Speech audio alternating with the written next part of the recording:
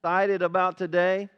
Um, I'm excited about where we are as a church. One of the things that really excites me about our church is even though we've been in a pandemic, we haven't been able to meet together, is how generous you guys are and how you give so over and above extravagantly. That's one of our words around here, is that we want to be extravagant givers and have extravagant generosity. And you guys do that every week, and I'm so proud of you for that. And we've given to Grove. We did Breaking Bread and with feeding our community, and now Breaking Bread is switching and doing school supplies. I'll get it out in a minute. School supplies. And so if you want to give toward that, you go to our website, and I think there's a down link that you can click on giving, and it's local missions, and you give to that, and that money will go toward giving school supplies to our community. And even though they're not meeting in person, we're doing it virtually for the first 9 weeks. Many families have a need for those supplies, and so partnering with Williamsburg Police and also with Breaking Bread, we can meet a need there. And this morning, I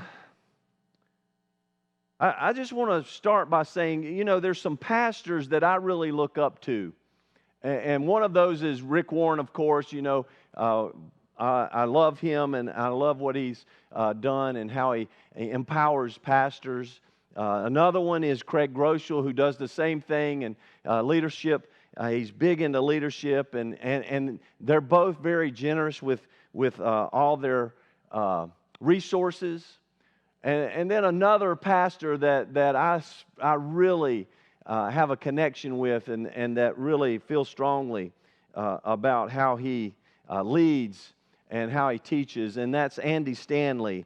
And a lot of this message this morning comes from a sermon that he gave. Now, he gave it in response to folks that were concerned about why they were not meeting for the rest of the year. And just the essence of that message is one I think that we need to hear. And I just think highly of him and his ministry as well. We had the opportunity sitting under his teaching when we were youth pastors, and we'd go to Shaka Springs, Alabama, and he did a conference there. And actually, our church is here because that was a transition in our life, and some of the messages that he gave in that small group of youth pastors influenced us to take this step toward starting a church. And so Andy Stanley is one of those neat pastors that really has influenced my life. And so this morning, I want us to talk about what crisis does in our life.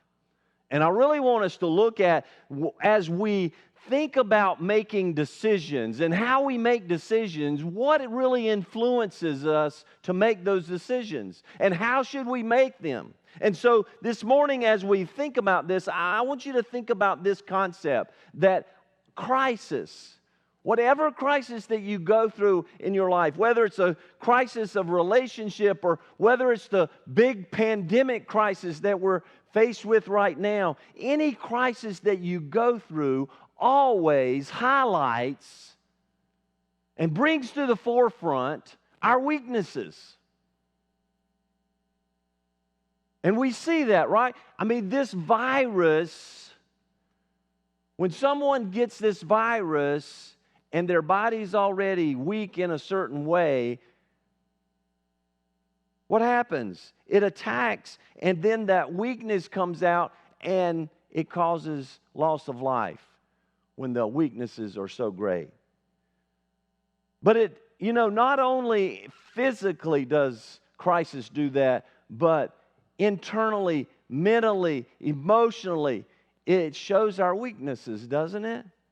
And so we're in this time today. We're in this world. Our country is in turmoil. And I think this crisis has really brought some of our weaknesses to the forefront that we've seen. And one of those is the racial issue that has really come to the forefront once again. And we need to stand against racism in any form.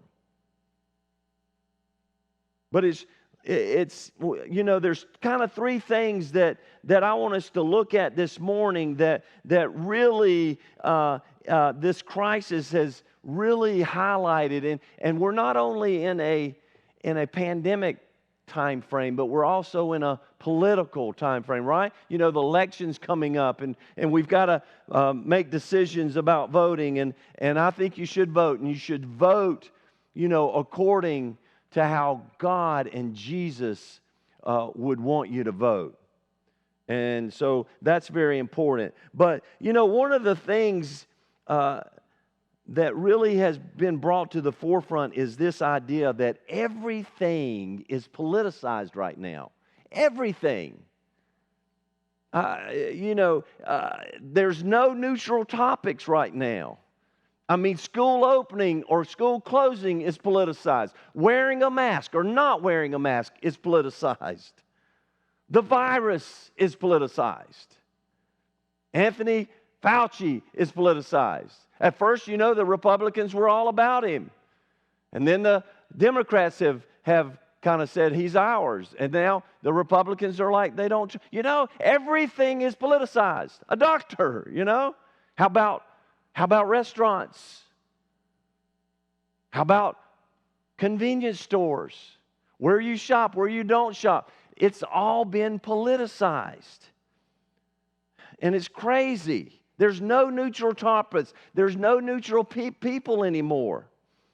And that's kind of the first dynamic there. And the second one is like this. It's the canceled culture. It's that idea that if you say something that I don't like, or if you say something that I disagree with, that I write you off, that I walk away from you, and it negates everything that you've ever done, ever said, because I simply don't agree with one thing that you say. And man, that's really risen to the top, hasn't it? I mean, we've got a term for it. It's been around for a long time. I mean, when someone has done us wrong, well, what do we often do? I'm done with them. I'm walking away from them. But now we've got a term called cancel culture about it. And maybe you've been on the receiving end. I mean, you see it every week, don't you? Someone says something, and then it's like the whole country just walks away from them for that one thing that they've said. It's so difficult.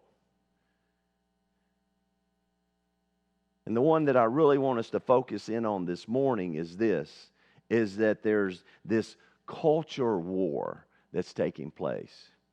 And sometimes we as Christians, our Christianity can even become part of this culture war mentality, where it's win at any cost. How many of you are winners? Let me see you. Check in the box there, Let me know. Are you a winner? Do you want to be a winner? Come on, let me see. Are you a winner? We want to be winners, don't we? We grew up in America. It's all about winning. I want my team to win. I'm a big Panthers fan, right? We want to win. And I'm sorry if you choose another team. That's your prerogative, right? But you're wrong and I'm right, right? No. I'm getting shakes, People are shaking their heads here. I'm losing my audience. They're going to cancel me. But we've bought into this idea that everything that we do is about winning. And I'm going to win at all costs, no matter what. And we've bought into that, and we've even brought it into the church, this mentality that I'm going to win at all costs. And I use the Bible, and I use Jesus, and I want Him to validate. The Democrats and the Republicans both are doing that. I've seen it on social media, so it's got to be true, right? That each side is saying that if you vote for them or you are a part of that, then you can't be a follower of Jesus Christ. You see, they want Jesus on their side. And it's no different than it was in the first century when Jesus was here. Jesus, everybody that was going on in the realm there in first century Christianity, they wanted Jesus on their side. And it's just like us. We want Jesus on our side. We want to win. So we're willing to do whatever in order to win. And this culture war Christianity, this concept of winning couldn't be further from what Jesus intended. It could not be further from what Jesus modeled for us. This idea that we are constantly under attack and that we've got to have an enemy that we're against in order to function properly as followers of Jesus Christ. But the church isn't designed for that. It puts us in the hands of politicians as a tool. Are you listening? When we buy into this concept that we've got to win at any cost, this culture war Christianity, we fall into the hands of the politicians as simply tools. You see, it's fueled by fear, isn't it? It's fueled by the fear that somehow if we lose, we're less than. We feel like, if I help someone else, then I'm going to lose in this area. And so I want us to think about this morning. And Jesus' version of our faith, the faith that He came to establish, is not one of win at all cost. Jesus would say, we're not in it to win it. We're not in it to win it. Why? What would He say? I think we've got to go to the foundation of who we are as a church. What our church, what all Christian churches should be about. Our foundation lies on this fact that Jesus is God's Son. That He literally came into the world and took on the form of a man, a physical body, fully God, fully man. And yet that He died and that He rose again from the grave. And that is the key, and that is the foundation of what our church is all about. Our church is about depending on God's letter to us, His love letter to us, that He wrote so that we could have the principles for living. The principles for what? For following Him. And once we get off track, once we buy into any other mentality, once we abandon the divinity of Jesus Christ, that He is God, and that He came for us to free us from what? Free us from the bondage of sin. And what's sin? It's missing God's ideal for our life. And once we move away from that Jesus came to free us, to give us hope, to give us new life. When we walk away from that, we fall into the trap of being a tool for the world. And we lose the message that Jesus wants us. We have to hold on to the foundation of what Jesus called us to do. You see, when we lose that divinity of who Jesus is, when we abandon it, we lose our foundation of morality, justice, and dignity that Jesus gives to us as individuals. And He wants us to lift that up. And what you're left with a majority morality mentality. Do you like that? Majority, I can't even say it again. Majority morality mentality. And that means that the The majority of people get to pick what's right or wrong, and we are living in that day and age right now. You see, we've got to go back to what God said is right and wrong. Not what I think's right and wrong, not what you think, but what God thinks. And when we move away from that, man, that's a dangerous place to be, because we lose justice and dignity of the individual. We lose morality. And you know who suffers the most when this takes place? Women and children. They suffer the most. We cannot abandon the claims of Jesus' resurrection. We've got to hold high that. And that is our marching orders. You see, when Jesus was here, everybody wanted Jesus to be on their side. They wanted to win. And so, but Jesus, man, he refused. He said, no way. I'm not joining in that. I'm not going to be a part of your group.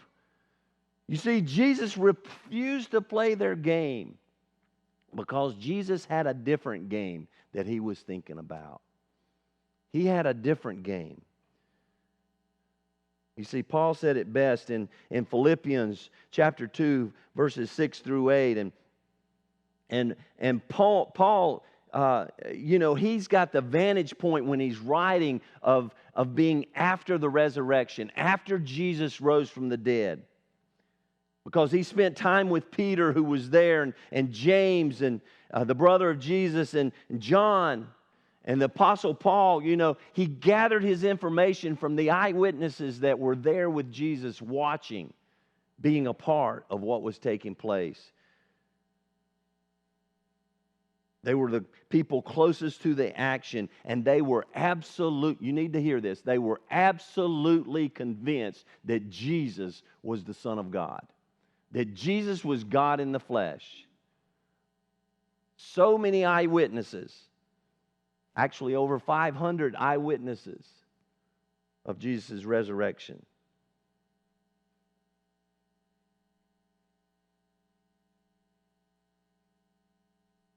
The Apostle John, he was convinced that Jesus was God. And he wrote about love. And how did he know about love? Because he saw Jesus embody what love was all about. So as you read the Gospels, as you read the New Testament, you see who Jesus was and what he was all about. And he wasn't about winning at all cost. Actually, Jesus didn't come to play to win. Jesus came to lose. I don't know about you, but that's not very American, is it? I like to win. I'm competitive. I like to win. It was hard for me when my kids were growing up to let them win. I wanted to win. Occasionally, maybe I let them win, but I like to win. We like to win. If you're not a winner, you're a loser, right? And nobody wants to be a loser. But is that really the truth? No. You see, it turns out that Jesus was playing an entirely different game than they were playing. You see, Jesus had a bigger concept in mind. Jesus, he was willing to play to lose in order to win the other sides, to save them, to deliver us, right? Jesus was willing to lose. And so he never took sides. And Jesus was willing to lose. And Paul, as he's writing here, he's talking about Jesus and how Jesus made himself nothing. He made himself nothing. He made himself a nobody.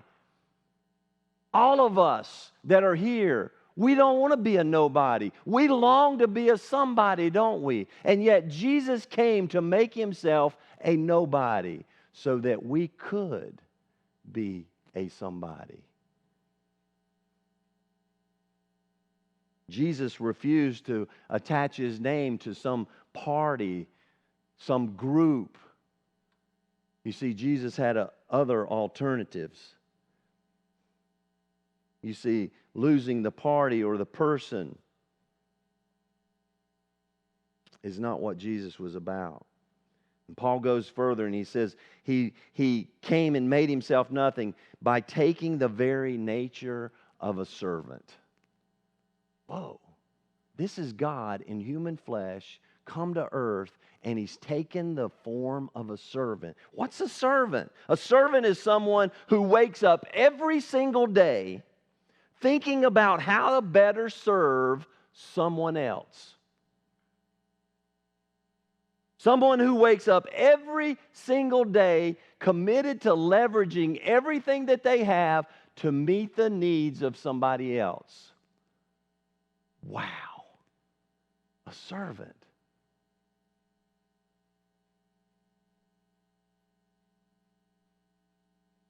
You see, Paul is describing Jesus here. If we are his body, if we are his church, if we are his followers, then what should we look like? Yeah, you're right. Servants. We should have that mindset that I'm here to serve the needs of others and not serve my needs. You know why we get so miserable?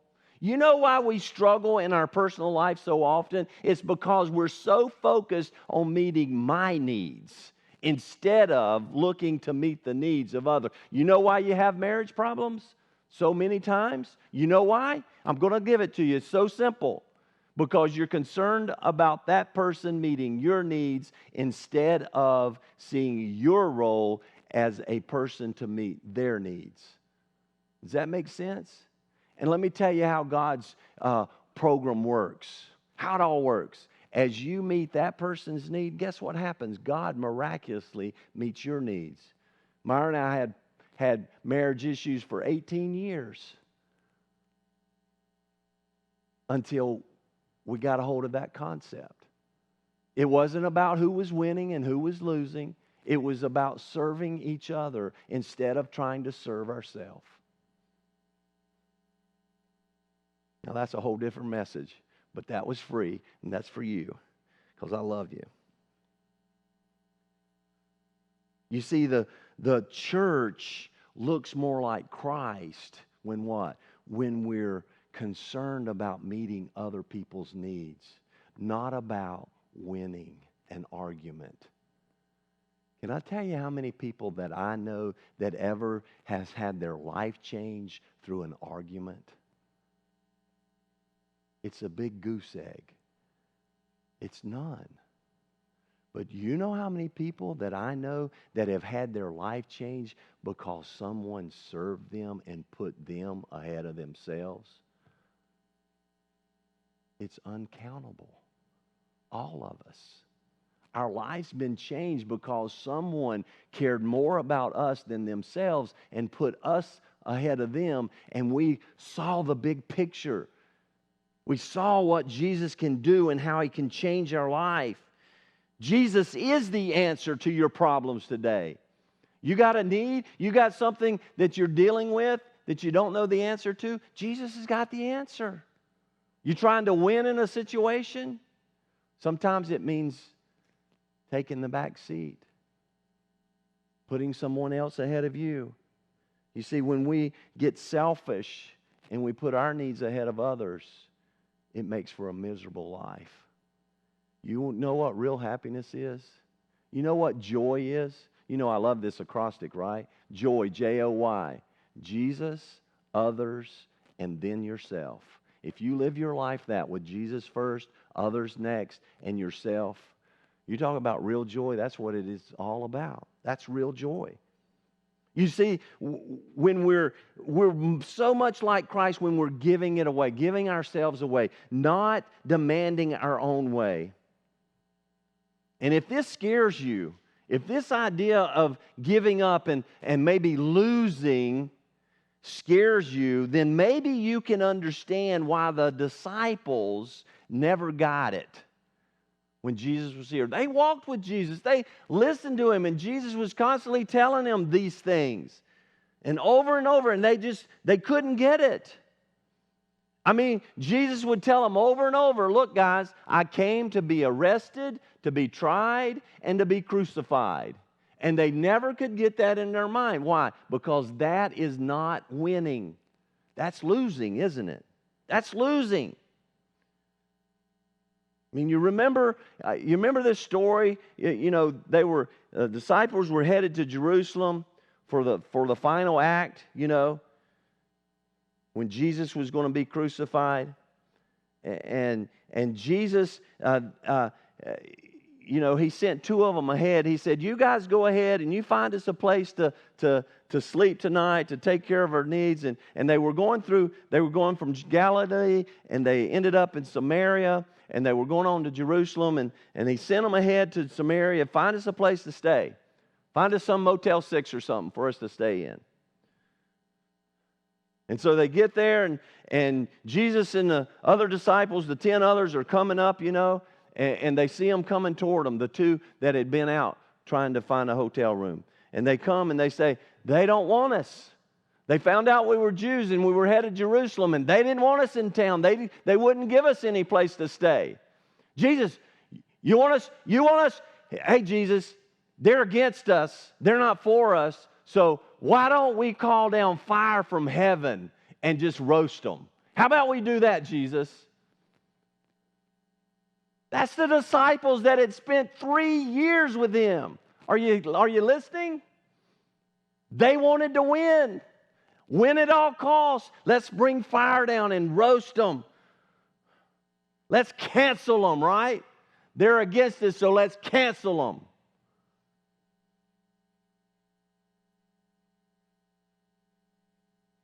Think about this. They didn't get it so much. On their way to doing this, they were concerned about who was going to be number 2 and number 3 in the kingdom when Jesus came on his throne. They still didn't get arrested, tried, crucified. And they were like, who's going to be the greatest? Who's going to sit on your right? Who's going to sit on your left? What are we going to do?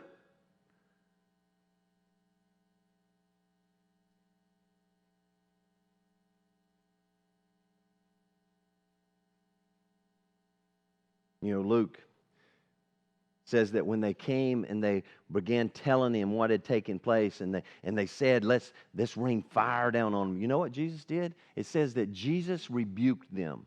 Now, this word is the same word that is used when Jesus rebuked what? The devil and the demons. And he's using it to rebuke them. He's saying, get behind me. This is not from the Father. This is not what I'm about. They didn't get it. Jesus is not a part of the cancel culture. Jesus is not about politicizing everything. Jesus is not about culture, war, Christianity. Jesus is not about winning.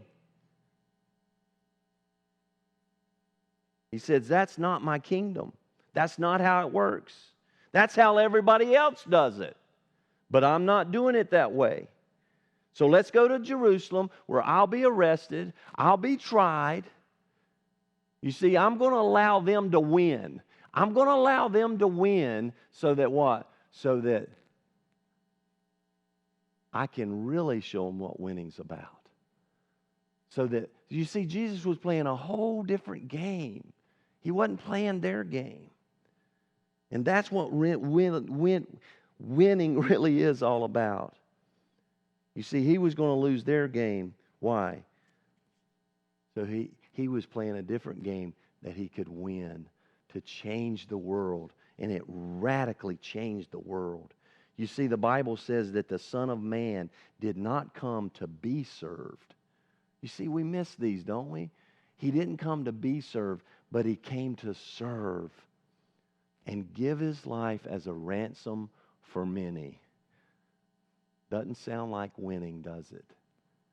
But because he was willing to do that, his life can change our life. You need a change in your life?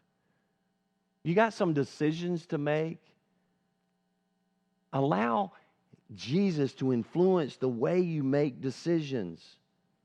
You see, they began to get it on the Last Supper. You remember what happened? Jesus took a basin of water and he took a towel and put around him and he washed their feet. When no one else would do it, he washed their feet to show them that he was serving them. Who are you serving? You know, I get on Facebook and the other social media things, and you just see the hatred, and we're railing against each other. There's such a division in our country over so many different issues, and I think it breaks God's heart. God hates division, and especially division that takes place in the church. You see, this is what we should be about. It should not be about us leveraging some kind of privilege or power to get our way, to get my rights. You know, as a follower of Jesus Christ, how many rights do I have? None. I give up my rights to follow Jesus. What did Jesus say? Take up your cross. Not take up your rights, take up your cross and follow me.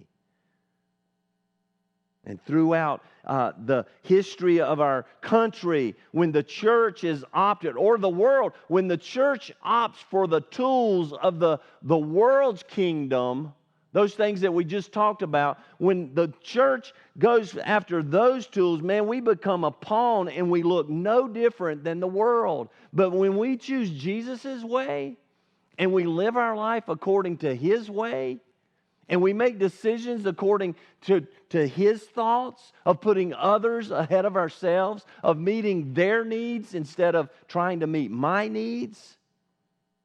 When we do that, we change the world. That's how the 12 disciples, or the 11 and Paul became a disciple later. That's how they transformed the world, is because they bought into Jesus' plan for the church. And it's not to live according to what I need or what we need as a church, but it's putting other needs ahead of ourselves. You see, if Jesus refused to play the God card, are you listening?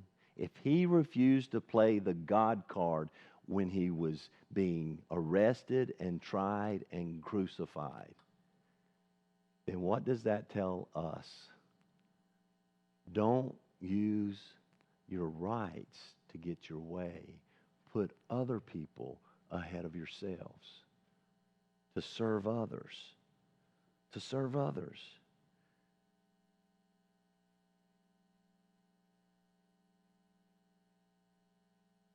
We're going into this political season. I guess we've been in it. We've been in it for forever, I think. It just seems that way. And political parties, in and of themselves, their whole goal is what? To win.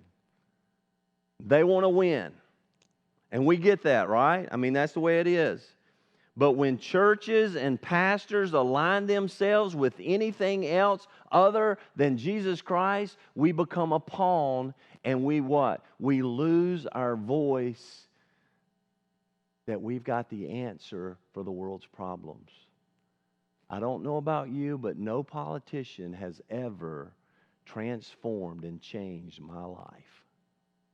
But Jesus did. And Jesus came not to win, but He came to lose so that you and I could win, so we could experience life. So as followers of Christ, you know, Jesus says, who being in very nature God did not consider equality with God something to be used for His own advantage. You get that?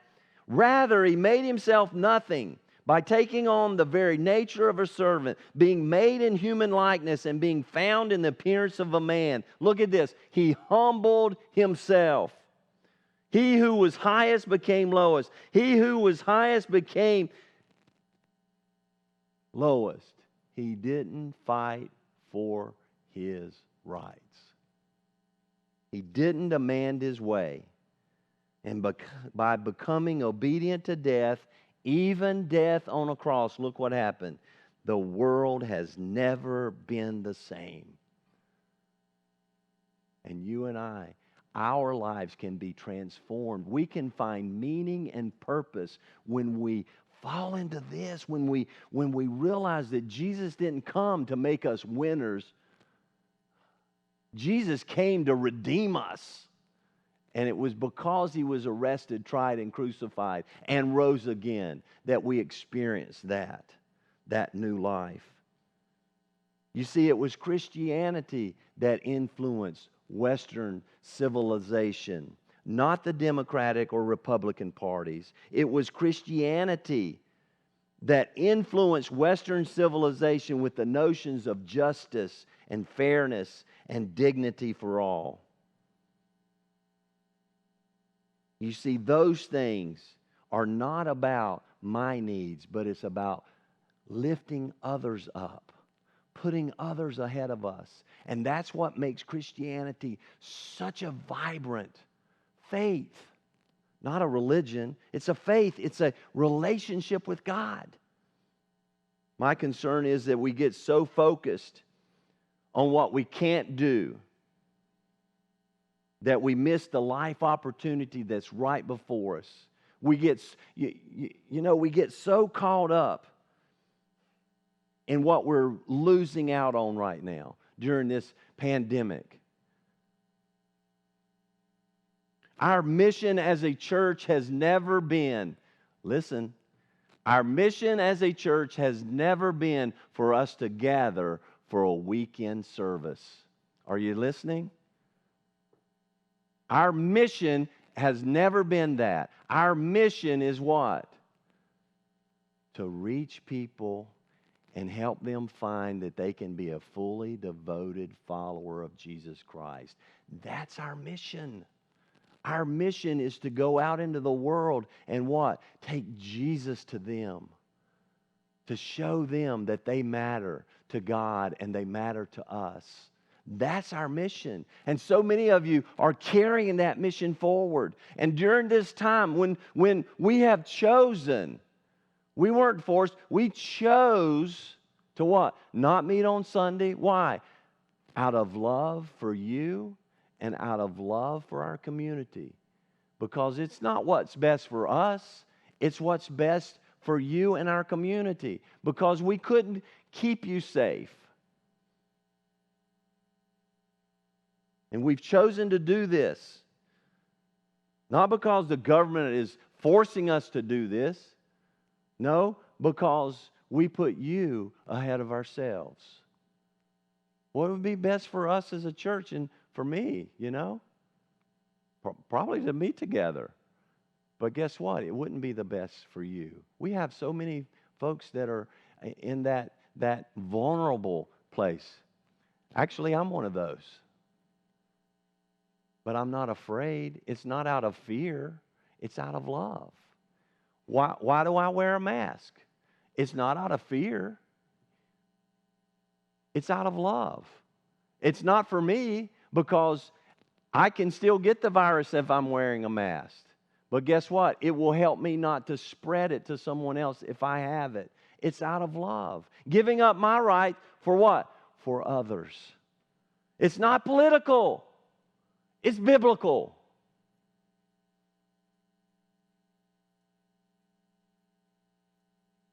So why am I saying all this? I'm saying all this to say that as a church, we need to reach out into our community. We as individuals need to reach out to our neighbors and our friends and put their needs ahead of ours. And when they say, "Why are you doing this? Why are you serving the homeless community and feeding them? Why are you buying things for Grove Outreach? Why are you supporting Breaking Bread and our police with schools? Why are we doing these things? Why do we do these things? Because you matter to God and you matter to us. And we want to give ourselves away. You see, that's what it's all about, church. Giving ourselves away. So I got a couple things I really want you to think about this morning. We're not able to gather together. We're not going to meet together until it's safe to meet together, to where it's safe not only for our church, but for our community. I mean, we've got to look at our community and what it would speak and say to our community if we went back to meeting together. What would that say to our community, to those who we're trying to reach? We've never stopped doing church. Did you know that? You know what church is? It's you and me. It's not this building. It's you and me taking Jesus wherever we go. That's what it is. So I got a couple things I want you to be focused on and thinking about. One is our small groups, what we call life groups. We want you to be a part of that. And maybe you're not even in Williamsburg. You know, we're going to give you, next month we're rolling out some new things. We've got a focus plan we want to do. And so we're looking at some things. And we want you to be a part of a life group. You know, we've got one life group, and we've got folks from D.C. and New York in the life group. And we'd love for you to be a part of that. And if you're comfortable meeting together as a group, that you get into a group with other people so that you can stay connected to each other and to God and help each other to grow. And then we're looking at how we can connect with our children and our youth as well. So I want you to keep your kids connected. We love your children. We love the youth. And we want to figure out a way we can do that in a safe way. And then the last thing I want you to do is this. The last thing I want you to do is to pray for your church. Maybe you hadn't ever thought about praying for your church. I want you to pray for your church family, not the church building, your church family.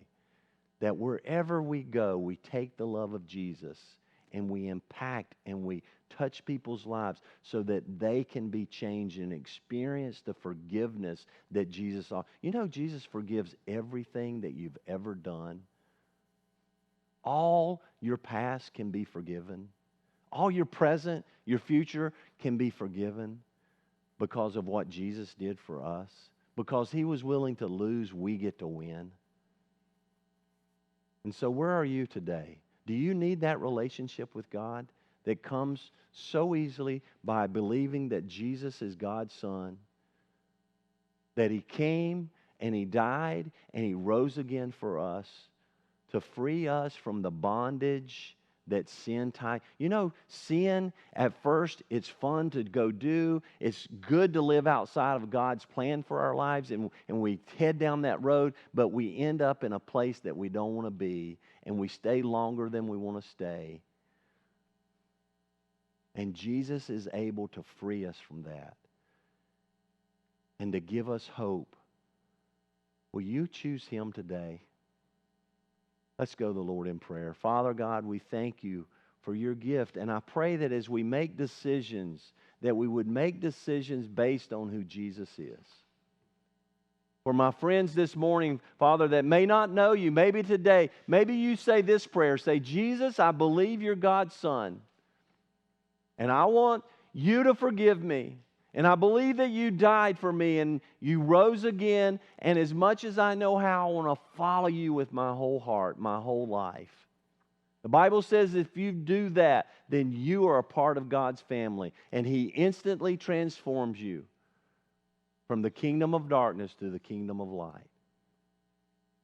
So this morning, will you choose Him? Because He's chosen you. Lord, thank You for my friends, my family, our church. God, use us to make a difference in our community. We give ourselves to You, Father, not to win, but to lose so we might influence others. God, we love You and thank You in Jesus' name. Amen. Make this time of worship your worship of putting Jesus first and choosing Him. Because we're not in it to win it. We're in it for life change and transformation.